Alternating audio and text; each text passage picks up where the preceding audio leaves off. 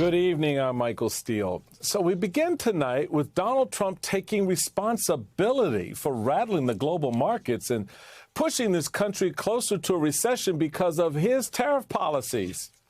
Psych. Now that would be breaking news, but that's not his style. Today, in fact, Trump did the exact opposite, blaming former President Joe Biden for the economic anxiety that has engulfed the country and the world since he took office. You probably saw some numbers today, and I have to start off by saying that's Biden. That's not Trump, because we came in on January, this is the quarterly numbers, and we came in and I was very against everything that Biden was doing in terms of the economy, destroying our country. So we took over on January 20th. The tariffs haven't kicked in yet. That's Biden. It's crazy. Trump is defensive because another economic measurement has shown that his decisions are negatively impacting our economy and confidence in that economy. Today, the Commerce Department reported that the gross domestic product decreased for the first 3 months of this year, the first negative growth since 2022. And Trump is not only blaming Biden for the first quarter dip in the GDP, he suggested that he will also blame Biden for the second quarter if those numbers are bad. So, as you can imagine, Trump's claim that this is Biden's fault is inaccurate at best. Now, this decline in GDP reflects a wave of imports that companies purchased in an effort to get ahead of Trump's promised tariffs. Andrew Bates, a former White House spokesman under Biden, tore into Trump over his latest claim. Quote, when Joe Biden handed Donald Trump the best performing economy in the world, experts praised the U.S. for leaving every other wealthy nation in the dust. Now we're plummeting towards a Trump session. Joining me now is Edward Luce, U.S. chief columnist for the Financial Times, and Tommy Viator, who served as national security spokesman in the Obama White House. He is host of Crooked Media's Pod Save America and Pod Save the World. We need a whole lot of saving going on here tonight, gentlemen, so we're going to get into it. So, Ed, I get the projection, I get the displacement, I get the outward lying by Donald Trump. But the one thing you can never get around, my friend, and you know it all too well, are the numbers. Because the numbers are the numbers, right? Talk to us about what the report out today says about where we are right now and where we could potentially be heading as we end the second quarter and go into the third quarter. Well, let me just first start by underlining what you quoted Andrew Bates as having said.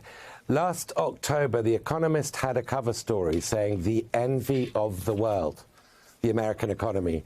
It had achieved higher growth with a soft landing, which meant inflation was coming down, but growth wasn't sacrificed. No other major economy had achieved that.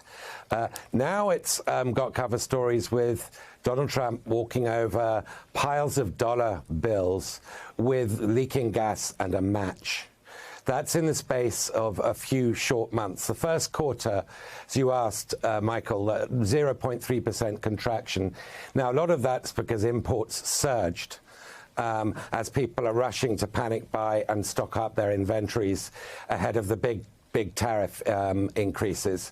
But as Trump himself said, he's anticipating that the impact of those tariff increases are going to really hit consumer demand, which is most of the economy, and depress growth. And in fact, he said today that why should kids need a choice of 30 toys from China? They can have a choice of a couple of toys, and if they pay a few dollars more for them to be made in America, then so be it. That is the definition of a recession.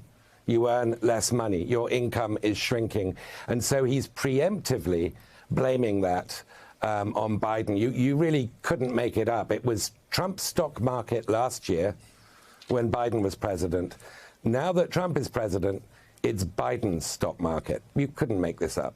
Hey, Tommy, my man Ed just led me right where I wanted to go next. And so I want you to listen to before I blamed Biden, I took credit from Donald Trump when he talks about the stock surge and what's happening right now. Let's take a listen. Before even taking office, you are already seeing results that nobody expected to see. Everyone is calling it I don't want to say this, it's too braggadocious, but we'll say it anyway, the Trump effect. Since the election, the stock market has surged. Now, the stock market's not doing so well, and you're saying that's the Biden stock market, yet you are the president. Can you explain that? Yeah, I'm not taking credit or discredit for the stock market. I'm just saying that we inherited a mess. Okay, I won't even tell you what I think the Trump credit is here. How do you deal with that? How do markets deal with this level of uncertainty? And what do you expect the response to be going forward? Is there going to be a further contraction, do you suspect? Or what? I mean, because, look, you've got Bezos and Amazon doing backflips, not wanting to talk about the real numbers. You've got Trump out here lying to folks about what's happening and basically, to Ed's point, telling them, oh, you can just have 2 baby dolls. You can't have more than that. How does this play out for consumers? Yeah, I mean, well, first of all, comments like that are why I find Trump so personally annoying. He's always blaming someone else. He's always whining. The media is always after him. I mean, if someone on your football team acted like that, everyone would hate that person, right? You're supposed to be the leader of the free world. Step up, lead, take responsibility. But to Ed's point, I mean, I think the markets have spoken loudly. The stock market collapsed. It almost went into bear market territory when the tariffs were announced. To the extent that it has recovered, it is because the markets perceive Trump as walking back his tariff plan. But there's also still challenges in the bond market and the currency market. And all of that together is telling you that investors do not see the United States as a safe place to park their money. And they feel that way because of political choices being made by this administration. So if we're looking at someone to blame, it is clearly Donald Trump. And again, like Ed mentioned this, there are reports today that West Coast ports are seeing up to a 1/3 drop in the number of ships coming to them next week. That means in the very near future, there could be a run on goods imported from China. There's going to be scarcity on the shelves. Consumers aren't going to be able to find things. It's not just toys and luxury items. It's stuff like car seats for kids, like things that parents really need. So this could be a big deal.